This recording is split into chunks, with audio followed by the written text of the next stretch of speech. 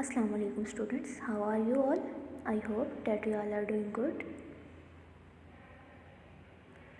In today's lecture students, we are going to study the subject science for grade 6 from chapter number 2, and the name of the chapter is senses and sense organs, and the topics include eyesight problems, curing long sight, curing short sight, contact lenses, laser eye surgery, ear and the sense of balance. Next students, first topic है हमारा eyesight problems. हम लोगों ने ये देखना है कि हमें कौन सी मेजर आईसाइट प्रॉब्लम्स जो हैं वो फेस करनी पड़ती हैं। तो 2 मेजर आईसाइट प्रॉब्लम्स हैं, आप लोगों ने भी सुना होगा, करीब की नज़र का कमज़ोर होना या दूर की नज़र का कमज़ोर होना। तो ऐसे लोग जो दूर की चीज़ों को क्लियरली देख सकते हैं लेकिन वो नज़दीक की चीज़ों को क्लियरली नहीं देख सकते, तो ऐसे लोगों को हम क्या कहते हैं? क्योंकि वो दूर की चीज़ों को क्लियर देख सकते हैं तो वो कौन लोग होंगे? Long sighted people. ऐसे लोगों को हम कहते हैं कि वो लॉन्ग साइटेड पीपल हैं जो दूर की चीज़ों को देख सकते हैं। और ऐसे लोग जो कि करीब की चीज़ों को क्लियरली देख सकते हैं लेकिन दूर की चीज़ों को क्लियरली नहीं देख सकते, तो ऐसे लोगों को हम क्या कहते हैं? कि वो शॉर्ट साइटेड पीपल हैं। तो ये थी 2 major eyesight problems. Next students, हमने देखना है क्यूरिंग लॉन्ग साइट।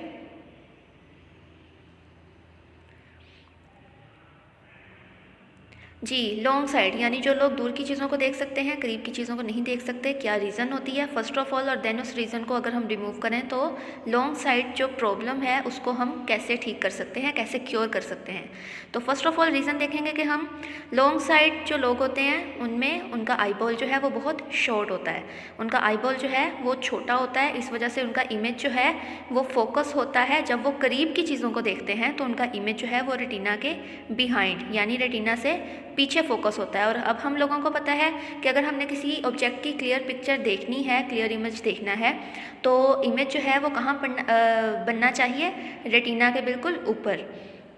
तो इस तरह से रेटिना की बैक साइड पे फोकस हो रहा है इमेज, तो ऐसे लोग जो हैं करीब की चीज़ों को क्लियरली नहीं देख सकते। और ये कॉमन होता है ओल्डर पीपल में।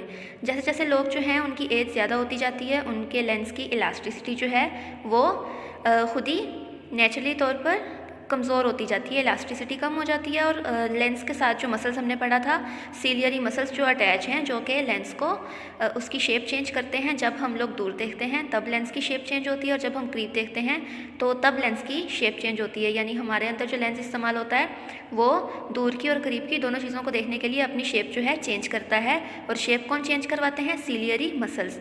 तो ओल्ड एज के साथ साथ ये सीलियरी मसल्स जो हैं ये वीक हो जाते हैं। तो लेंस जो है वो जब करीब की चीज़ों को हम देखते हैं तो वो pulled thin, can not be pulled thin. Lens जो है वो सुकड़ नहीं पाता, पतला नहीं हो पाता, इस वजह से इमेज जो है आई बॉल छोटे होने की वजह से रेटिना की बैक साइड पे बन जाता है। इसलिए करीब की चीज़ें जो हैं वो धुंधली दिखाई देती हैं, क्लियरली नज़र नहीं आता। ऐसे लोगों को कैसे हेल्प आउट किया जा सकता है? एक कन्वेक्स लेंस यूज़ करवा के। कन्वेक्स लेंस कौन सा लेंस होता है? ये वो लेंस होता है जो कि मिड में से थिकर होता है और इसके मार्जिन्स जो हैं वो थिनर होते हैं। तो ये लेंस जो है यानी स्पेक्टिकल्स अगर यूज़ करवाए जाएँ ऐसे लोगों को तो उनकी ऐनक में कन्वेक्स लेंस यूज़ होगा। और ये लेंस क्या करेगा? फोकस करेगा लाइट को रेटिना के बिल्कुल ऊपर, जैसा कि नीचे पिक्चर में आप लोगों को नज़र आ रहा है।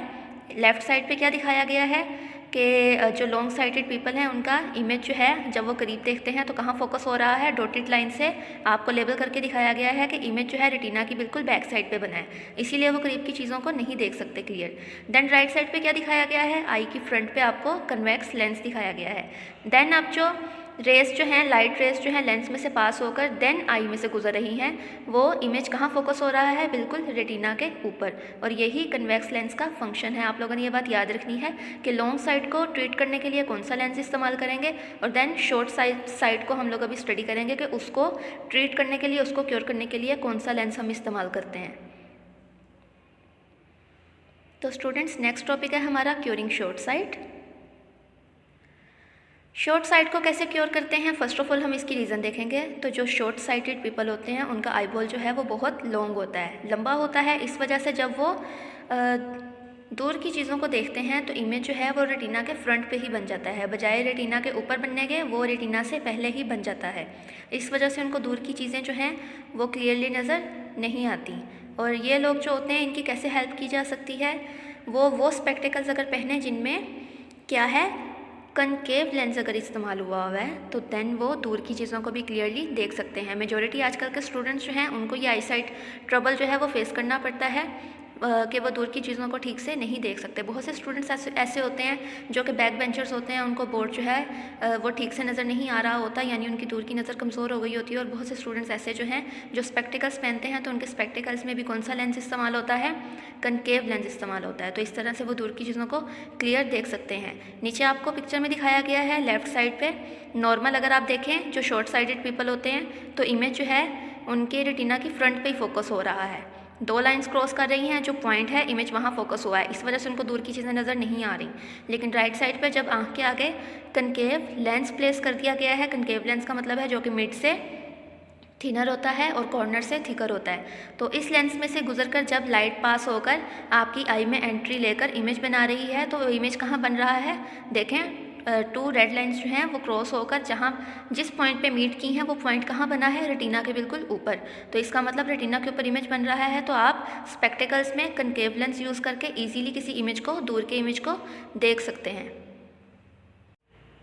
The next topic is the contact lenses.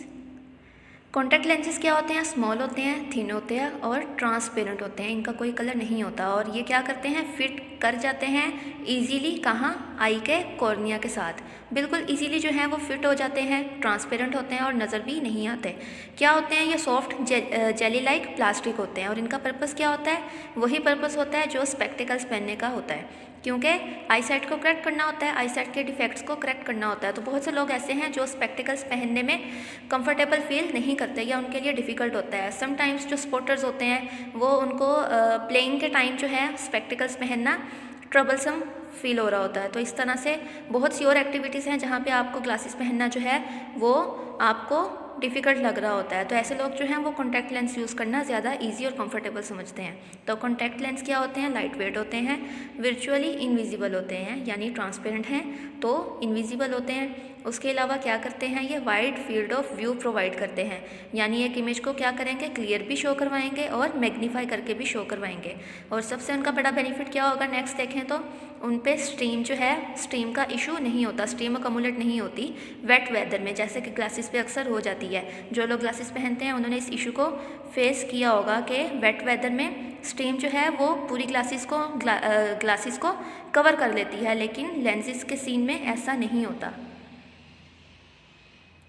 The next topic is laser eye surgery.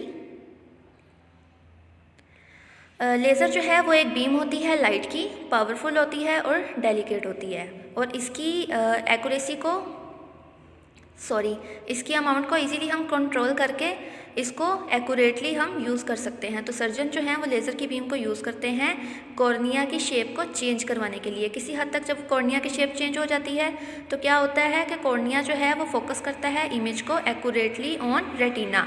Retina के ऊपर बिल्कुल ईजीली इमेज जब फोकस होगा तो क्या होगा? आपको स्पेक्टिकल्स की ज़रूरत नहीं पड़ेगी। तो ऐसे लोग जो लेज़र आई सर्जरी करवाते हैं उनको उसके बाद किसी स्पेक्टिकल या कॉन्टैक्ट लेंस यूज़ करने की ज़रूरत नहीं पड़ती।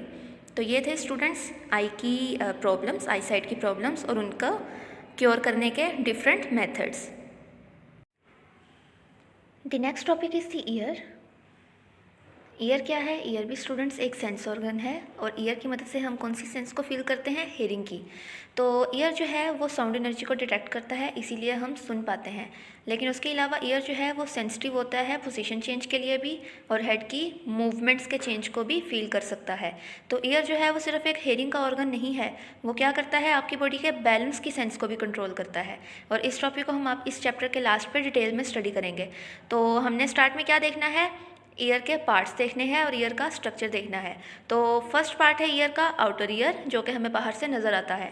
और मोस्ट ईयर जो होता है, बाकी पार्ट जो होता है ईयर का, वो इनसाइड स्कल यानी खोपड़ी के अंदर मौजूद होता है। खोपड़ी की जो बोन्स होती हैं उसके अंदर जो है ईयर के बाकी पार्ट्स मौजूद होते हैं। इस तरह से ईयर जो है वो डैमेज से महफूज रहता है।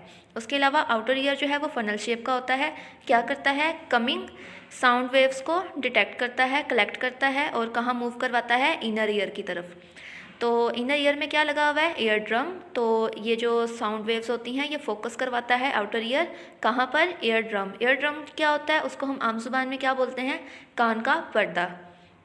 तो ईयर ड्रम जो है साउंड वेव्स की वजह से वाइब्रेट होता है और ये वाइब्रेशंस जो हैं वो देन ट्रांसफ़र करता है कान के अंदर मौजूद जो टाइनी बोन्स होती हैं, जिनको हम कलेक्टिवली क्या कहते हैं, ओसिकल्स। 3 बोन्स होती हैं, तीनों को कलेक्टिवली हम ओसिकल्स कहते हैं, क्योंकि ईयर ड्रम जो है वो वाइब्रेट कर रहा है और अपनी एनर्जी ट्रांसमिट कर रहा है, वाइब्रेशंस ट्रांसमिट कर रहा है, तो ये तीनों बोन्स जो हैं ये भी वाइब्रेट करेंगी।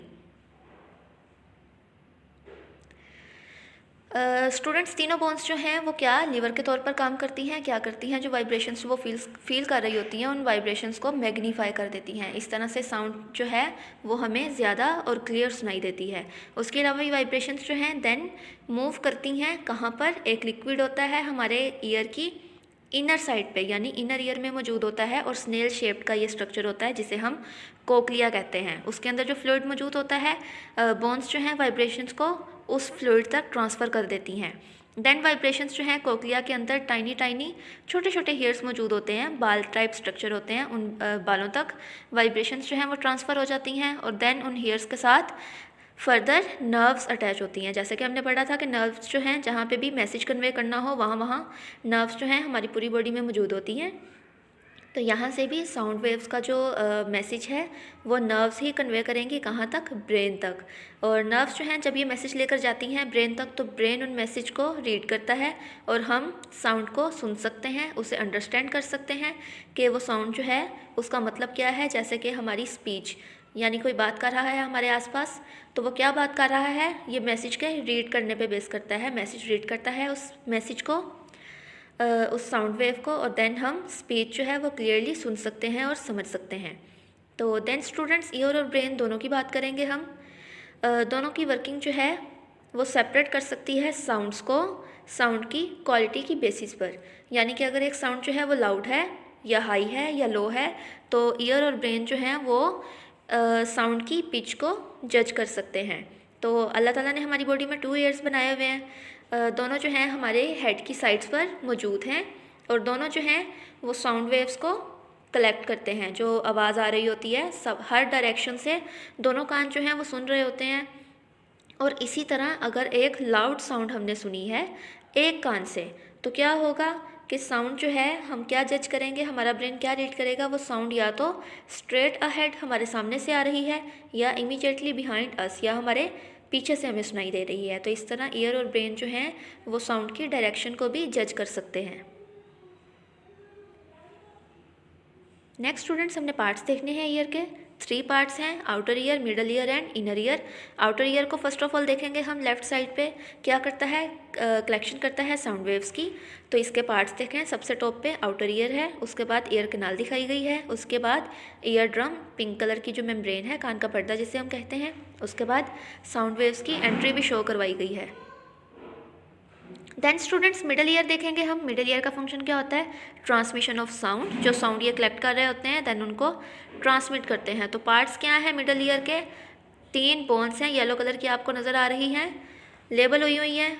और उसके अलावा क्या है, नेक्स्ट स्ट्रक्चर क्या है इनर ईयर का। इनर ईयर क्या करता है, hearing, head position and head movements को कंट्रोल करता है। पार्ट्स हम राइट साइड पे जो लेबल हुए हुए हैं इनर ईयर के और मिडल ईयर के, दोनों के इकट्ठे हम देख लेते हैं। सबसे ऊपर हैं semi circular किनाल्स।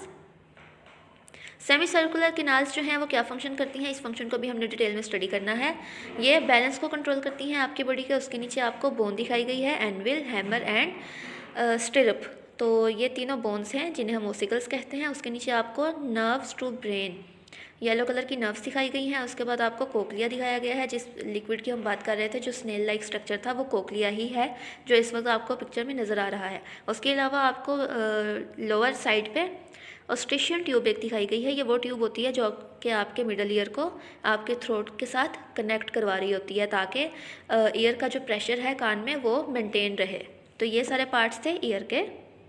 Next students, the last topic is the sense of balance. हमने अभी क्या स्टडी किया था, पार्ट स्टडी करते हुए ईयर के 3 सेमी सर्कुलर किनाल्स, और इनका हेयरिंग से कोई कंसर्न नहीं होता, ये बॉडी के बैलेंस को डिटेक्ट करती हैं। और ये तीनों किनाल्स जो हैं एक दूसरे के साथ राइट एंगल बनाती हैं, क्योंकि आपका हेड जो है किसी भी डायरेक्शन में जब मूव करे यानी upper direction, down direction, left direction या राइट डायरेक्शन।